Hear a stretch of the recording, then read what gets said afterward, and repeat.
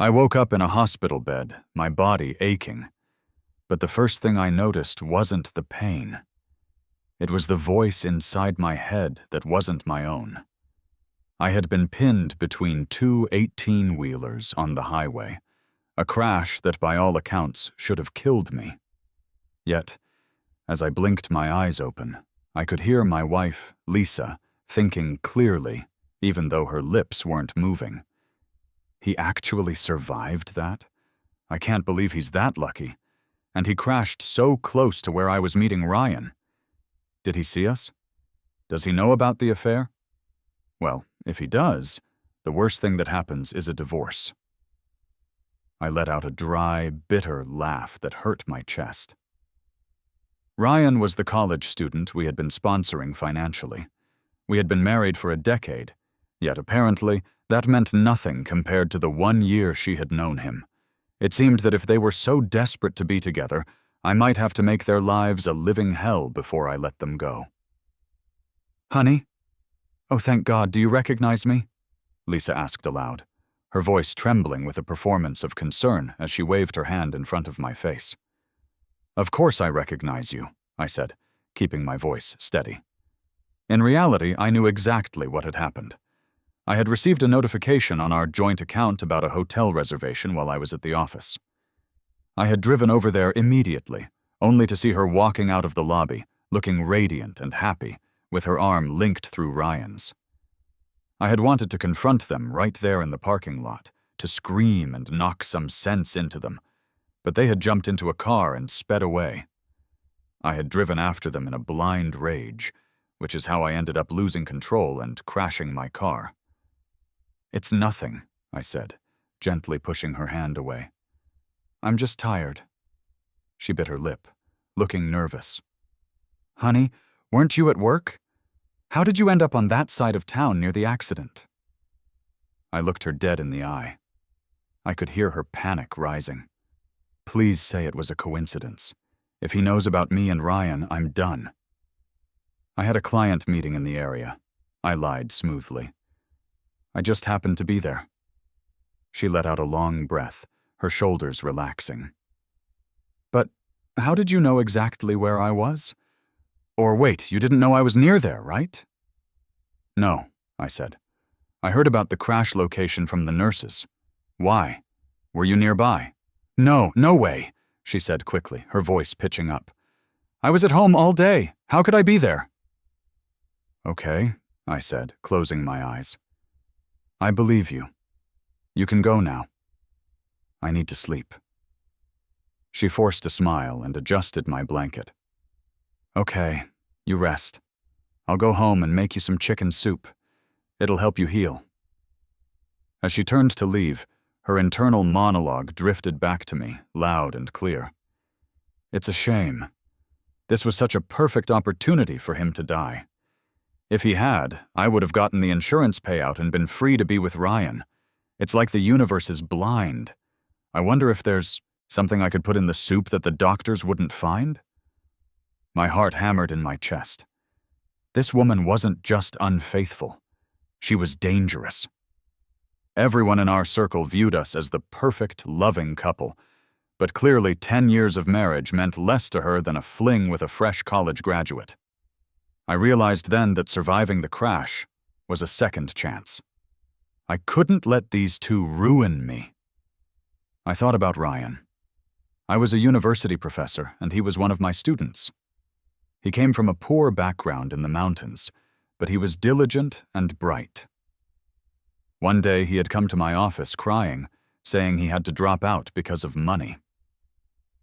I believed in nurturing talent, so I went home and discussed sponsoring him with Lisa. I remembered how reluctant she had been back then. She had told me I was too soft-hearted, that I fell for anyone's sob story. I had insisted, eventually bringing Ryan over for dinner so they could meet. I never imagined I was inviting a wolf into my home. Looking back, the signs were obvious. The moment Lisa met Ryan, her demeanor changed. Her eyes had widened, and her voice became sickly sweet. She had even joked that he was handsome, reminding her of me when I was younger. Lisa had always been shallow, obsessed with appearances. I should have known she would soften up once she saw him. After he left that first night, she had slammed her hand on the table and declared that we had to help him, that it would be a waste of talent otherwise. From then on, she took care of him like a younger brother, always fretting over his well-being. I had no idea when that care turned into something else. I was pulled from my thoughts by a hesitant male voice. "Professor? Are you doing okay? Do you need me to take some time off class to help look after you?" It was Ryan. I looked him over. The clothes he was wearing, the expensive bag on his shoulder. It was all bought by Lisa. He was even wearing a style that I used to wear years ago. The necklace he had on was identical to one I owned. It was humiliating, realizing I was essentially funding my own replacement. I chuckled softly. "I'm fine, Ryan. Your mentor is taking good care of me. I'm recovering well." A flicker of nervousness crossed his face. "Right, the mentor. She's great." We made small talk for a moment longer before his phone buzzed with a notification, and he made a quick excuse to leave. A few minutes after he walked out, Lisa came bouncing into the room. She was beaming, a smile plastered on her face that suggested she had just received excellent news. "Why are you so happy?" I asked, keeping my tone neutral. She froze for a second. "Oh, I just asked the doctor. He said if your checkup looks good, you can go home this afternoon." But her thoughts told a different story. I just kissed Ryan in the stairwell. God, that boy has no self-control. If only Mark could stay in the hospital forever. Maybe I should just bite the bullet and divorce him. At half the assets, Ryan and I could live like kings. Divorce? That was a fantasy. I wasn't going to let them off that easily. "Lisa," I asked, "are your parents back from their trip yet? We haven't visited them in a while." Her hand shook slightly as she poured me a glass of water. "Not yet," she stammered. "If they knew you were in an accident, they would have rushed here immediately." I nodded slowly. Her parents were incredibly traditional people who cared deeply about their reputation. If they found out their daughter was cheating, they would be furious. They might even cut ties with her. When we got married, they were ecstatic, bragging to everyone that their son-in-law was a respected professor. In their eyes, I was a catch. Lisa had gone to a mediocre college, had no career to speak of, and couldn't even handle basic household chores. I had hired a housekeeper just to keep her happy. I did everything for her family, even paying the down payment for her brother's new house. To them, I was the golden goose. It was unclear how they would react if the truth came out. I passed the checkup, and we went home. The moment I walked into our bedroom, I smelled it. A faint, lingering scent of men's cologne and air freshener trying to cover it up. "Lisa," I said, frowning. "Did someone come in here?" "No way," she said, waving her hand dismissively. "Don't be silly." I sniffed the air again, exaggerating the motion. "Something smells weird. You're hiding something from me." She couldn't meet my eyes. She gripped the hem of her shirt, her knuckles turning white. Oh God, maybe I should just confess. Worst case, I leave with nothing and live freely with Ryan. She looked up at me, seemingly ready to blow up her life. "Mark, I need to tell you." "Was it the neighbor's dog?" I interrupted. "It smells like that dog came in here and made a mess." She blinked, confused, then seized the lifeline. "Yes, that's it. The neighbor asked me to watch their dog for a few days. I forgot you were allergic, so I did a deep clean and sprayed air freshener. But I guess you can still smell it." Her body relaxed instantly. I laughed internally. She didn't have the courage to actually confess. I could keep playing with her. That night, she tossed and turned beside me. When I pretended to drift off to sleep, she slipped out of bed and went to the balcony.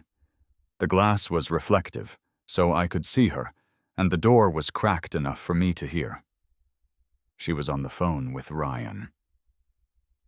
"I feel like he knows something," she whispered. "Maybe I should just ask for a divorce.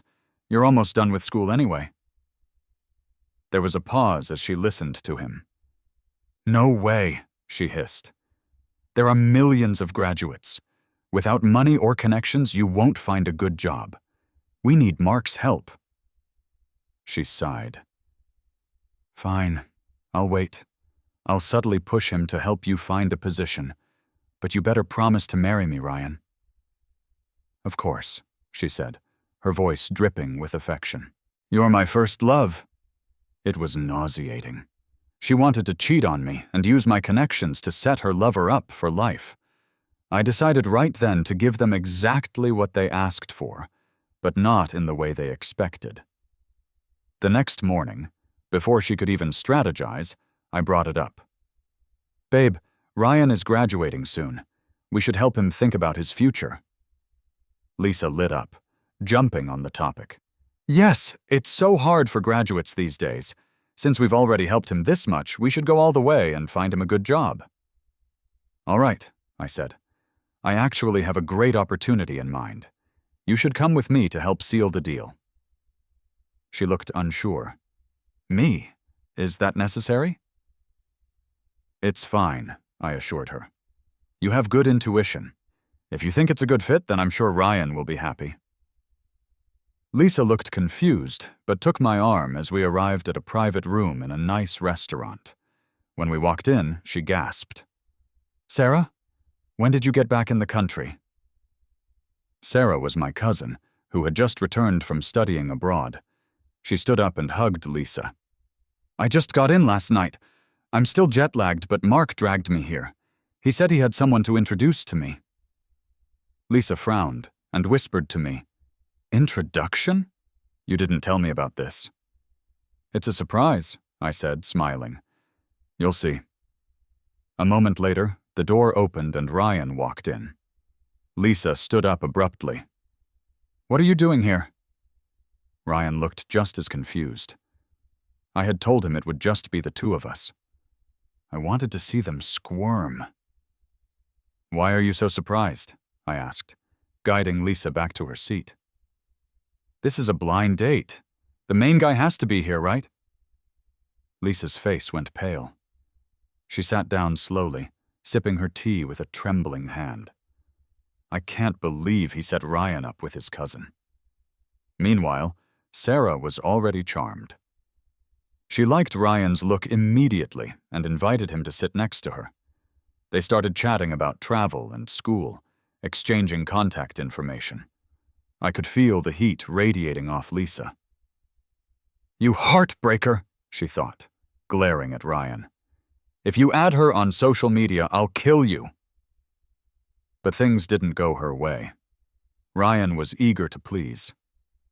Lisa angrily tossed a menu onto the table, making a loud thud. We all looked at her. The silence was thick. She realized she had slipped and forced a tight smile. "Let's just order. I'm hungry." It was the most awkward meal of Lisa's life. Before dessert even arrived, she claimed she had a headache and stormed out. Ryan looked like he wanted to chase after her, but I pinned him down with a stern look. He sank back into his chair. "Cousin," Sarah said, picking up on the tension. "Maybe you should go check on your wife. Ryan and I can get a cab later." When I got home, I found her shoes kicked across the hallway and her bag thrown on the floor. She was throwing a tantrum. In the past, she used to get jealous if a female student even spoke to me. Now the tables had turned. I walked into Suwon, the bedroom, to find her angrily packing a suitcase. "Honey, what's wrong?" I asked innocently. "You left without saying goodbye." She spun around, eyes full of resentment. "Why did you lie to me? You said you were finding him a job, but you were setting him up on a date." "Is there a problem?" I asked. "Ryan is smart, and Sarah's company needs people. Plus, Sarah is single. He gets a career and a girlfriend. I don't get why you're mad. Do you not want Ryan to be happy?" "What are you talking about?" she stammered. Clearly—" She softened her voice and walked over to hold my hand. "Sarah has been abroad for so long. She might not be a good match for a simple boy like Ryan. If people find out you set them up and it goes bad, it could hurt your reputation." She was quick with the excuses. I put my arm around her waist. "You're so thoughtful, always looking out for me. But don't worry." I pulled out my phone. "Look at this text from Sarah. They hit it off. They're going to a movie tomorrow." Lisa stared at the screen, her eyes wide. "Ryan, you traitor. You say one thing to me and do another with her? I want to see how you explain this." Late that night, Lisa tried to sneak out. The moment the front door clicked shut, I was up. I called her brother, Dave. I made my voice sound rough and upset. "Dave, I just had a huge fight with Lisa. Can you come out for a drink with me?" I had a tracking app on Lisa's phone. I saw her dot settle at a cafe downtown. I found a bar across the street and sent the location to Dave. I got there first and hid in a dark corner, watching. I guided Dave to the spot so he would have to walk right past the cafe window. Lisa didn't waste any time. Through the glass, I saw Ryan whisper something to her, and then they were kissing passionately. Dave arrived just in time to see it. Dave had a violent temper and believed physical force solved everything. I rubbed my hands together, waiting for the explosion. But what happened shocked me. Instead of storming in, Dave watched, then waited for them to come out. He grabbed Lisa, dragged her to the side, and slapped her. But then he lowered his voice. "Does Mark know?" Lisa shook her head, terrified. "I covered for you the last 2 times, Dave snapped. "I promised it wouldn't happen again. I'm relying on Mark for my mortgage payments. If you screw this up—" So this wasn't the first time. "All you care about is your mortgage," Lisa cried, tears streaming down her face. "You'd hit your own sister for money?" "I'll tell Mom and Dad," Dave threatened. "What do you think they'll do? They'll disown you." Lisa went pale. "Mark doesn't know. Otherwise he wouldn't be meeting you for drinks, right? Help me, Dave." Dave thought about it. "True. Okay, get out of here. He's waiting for me at the bar. Scram before he sees you." Lisa grabbed Ryan, and they ran off. Dave walked into the bar a few minutes later, acting like nothing happened. I realized then that the whole family was rotten. I had to change my tactics. A few weeks later, Sarah told me that Ryan was pushing to get married. He wanted the status of marrying into our family. I told her to tell him that on the 15th of next month, at her parents' anniversary party, she would announce him as the general manager of her overseas branch and announce their engagement. The 15th was my in-laws' golden anniversary. At dinner that night, I casually mentioned that Ryan and Sarah were getting serious. Lisa pretended to be happy. "Really? That's great. They seem like a good match." Inside, she was fuming. "Once Ryan gets the job and my brother's house deal closes, I'm telling Mark everything." Suddenly, there was a pounding on the door. Dave barged in, his face red. "Mark! You cheapskate! Why wasn't last month's mortgage payment made? Are you playing games with me?" I pointed calmly at Lisa, who was sitting on the sofa on her phone. "Ask your sister." Dave cursed and marched over to her, yanking her up by her arm. "What did you do?" "I didn't do anything," she screamed. "I noticed $10,000 missing from our account," I said from the dining table. "I assumed Lisa gave it to you for the house." Dave and Lisa exchanged a look. I continued. "If it didn't go to the mortgage, where did it go?" Dave suddenly understood. He realized Lisa must have spent it on Ryan. But he needed my money, so he switched gears instantly. "Oh, right.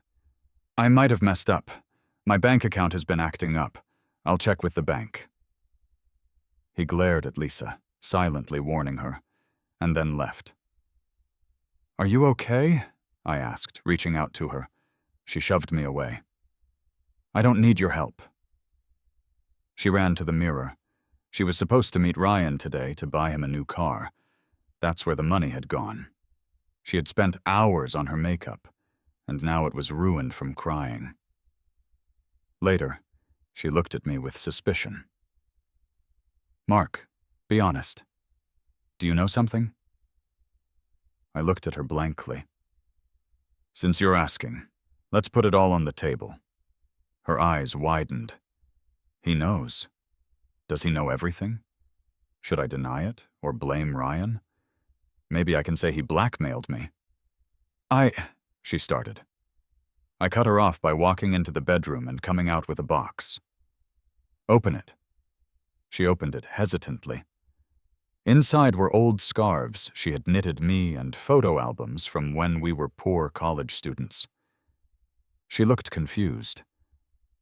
Lisa, I said softly. Back when we had nothing, we gave each other handmade gifts. Lately, I've been so busy making money I haven't given you enough time. You've been lonely. I placed a key in her hand. That's the key to the villa on the lake. The one you always wanted. It's yours.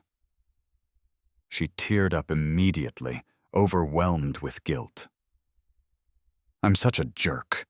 Mark treats me so well. If I were with Ryan, I'd never live in a mansion like this. That night, she put on lingerie and posed on the bed, waiting for me. I opened the door, looked at her, and felt nothing but disgust. Honey, she cooed. Tonight I have to go to the university, I said coldly. A student has a crisis with their thesis. I won't be back tonight. She looked shocked as I grabbed my coat and left. I didn't go to the school. I checked into a hotel and opened my laptop to watch the surveillance feed from the new villa. Sure enough, an hour later, Lisa showed up there with a man. She seemed thrilled with the house, spinning around the living room before pulling the man onto the couch. When he turned, I saw his face. It wasn't Ryan. It was Jason, Ryan's roommate. Lisa was unbelievable. Ryan was busy with Sarah, so she had moved on to his friend. Jason was the son of the university principal and was leaving for study abroad soon. When she came home the next day, she looked refreshed. Honey, next month is Mom and Dad's anniversary. What gift are we getting them? I'm handling it, I said, barely looking up from my paper. She nudged me. Honey, guess what? You're going to get some good news at work soon. I raised an eyebrow. Oh? Jason promised me, she said, lowering her voice conspiratorially. He's going to ask his dad to give you a promotion as a thank you for letting us use the villa for a party. I stared at her. You think sleeping with the principal's son gets me a promotion? Life isn't a TV show, Lisa. What do you mean? She asked, flustered. Just wait, and remember to get me a nice gift when you get promoted. The day of the golden anniversary arrived. I had spared no expense. I booked the ballroom at the luxury hotel and hired a video editor to make a montage for the big screen. My in-laws were beaming. You really know how to do things right, Mark, my father-in-law said, patting my shoulder. I try my best, I said, smiling. I'm a good son-in-law. It's a shame your daughter is about to ruin your night. Lisa was fluttering around the guests, soaking up compliments about how young and rich she looked. Oh, it's all thanks to Mark, she would say modestly. He spoils me. Then, Sarah walked in with Ryan. But instead of an engagement announcement, Sarah turned and slapped Ryan across the face in front of everyone. She was crying. How could you do this to me? With my own cousin? The room went silent. Ryan looked terrified. There's nothing going on. Sarah pulled out her phone and connected it to the projector I had set up. Instead of the anniversary montage, chat logs and photos of Lisa and Ryan appeared on the massive screen. The relatives gasped. Did Lisa write that? That's disgusting. She's cheating on Mark with that kid? Lisa's face turned gray. It's not me. They're framing me. I'm rich. Why would I want a poor student? Sarah pointed at Ryan. Admit it. Lisa looked at Ryan confidently. He won't say anything. If he talks, he loses his degree and his job. But Ryan looked at the angry crowd and made a calculation. Lisa, he said loudly, I can't believe you're trying to hide it now.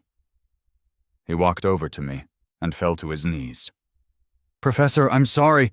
She forced me. She invited me over to fix lights, seduced me, and took photos to blackmail me. She said if I didn't sleep with her, she'd ruin my academic career. I tried to stop when I met Sarah, but she wouldn't let me go. Lisa screamed and lunged at him, clawing at his face. You liar! It's not true, Lisa yelled, turning to her parents. He's lying! Call the police, my mother-in-law whispered, horrified. Ryan, desperate, pulled out his phone. I have proof! Look! He held up a photo of Lisa's underwear in his dorm room. Get it tested, it's hers! Lisa collapsed to the floor. My father-in-law walked over and slapped her so hard she fell sideways.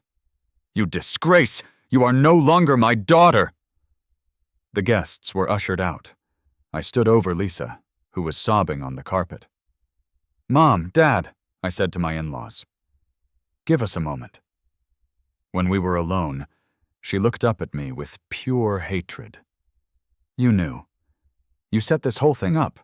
You promised Ryan a job in Africa, didn't you? I chuckled. Africa? No, he's not going anywhere. And neither are you. I want a divorce, she spat. Half of everything. You leave with nothing, I said coldly. If you want to sue, go ahead. I have enough evidence to bury you. I have no job, she screamed. My parents disowned me. If I leave with nothing, I'll be homeless. That sounds like a you problem, I said, and walked out of the hotel. Desperate, Lisa went to find Jason. She tracked him down, but his security guard stopped her at the gate. Jason came out, looking furious. Are you crazy? He yelled. Mark threatened my dad with a video of us at the villa. My dad beat the hell out of me and cut off my allowance. Get away from me! He signaled the guards, and they threw her into the street. Broken and alone, she had one person left, her brother, Dave. She went to his house, seething with rage. Dave must have sold me out to Mark for money. She found Dave in his living room. I had visited him earlier and left a debit card on the table with $100,000 on it. For emergencies, I had told him. Dave was staring at the card when Lisa burst in. Did you tell Mark? She screamed. Don't accuse me, Dave shouted back. My mortgage is ruined because of you. Lisa saw the card. That's Mark's handwriting. You did sell me out. She grabbed the card. Just then, the doorbell rang. Lisa ran to open it, thinking it was me coming to beg for forgiveness. Instead, 3 large men in leather jackets pushed their way in. They were loan sharks Dave had borrowed from to cover his debts. Dave, the leader said, you haven't paid. They saw Lisa holding the card. Looks like you have money after all. Dave stammered. This isn't enough for the interest, the leader said. He looked at Lisa. She's pretty. We'll take her as collateral. Maybe ship her overseas as a bride to pay off your debt. No! Lisa screamed, trying to run. They grabbed her, easily. Dave stood there, terrified. Wait, she's my sister. Then pay us, the man said. Dave looked at the card, then at the men, and stayed silent. They dragged Lisa out the door. Dave eventually panicked and called the police, but he was arrested for his involvement with the loan sharks and illegal gambling debts. He went to prison. As for Lisa, by the time the authorities located her weeks later, the trauma had broken her mind. She was institutionalized in a psychiatric facility. mumbling about air freshener and chicken soup. I was already on a plane to Europe, finally enjoying some peace and quiet.